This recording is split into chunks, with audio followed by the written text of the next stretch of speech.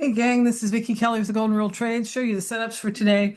We warned everybody in the live room and in the videos this week that we're going to have less and less volume as we go. Everybody's going to be uh, shutting down their positions or getting into positions because they don't want to admit they weren't in the right stocks at the end of the year when they have to publish all their information. So we're very likely to get a lot of choppy movement, and that's exactly what we had happen today. When we get into these kind of patterns, what we have to remember is that the rules have changed. Whereas before we would have drawn wide sweeping lines, now we're simply taking the smallest amount of move, capturing that and then holding on, or just stopping after one or two trades. So this one was the line here.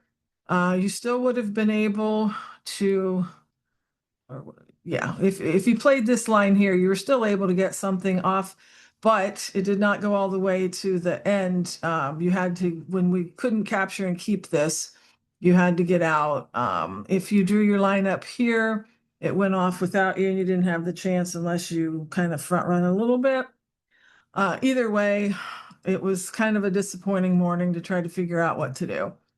And then when we had this happen, you had this work out, but it came up against you 25 points. So I don't know about you, but I do not have a 25-point stop.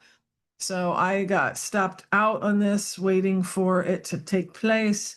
And then, of course, it just sailed off into the same direction that we thought it was going to. And at this point, I was like, listen, I'm calling this because this is just too choppy, too messy. We have triple witching, quad witching tomorrow.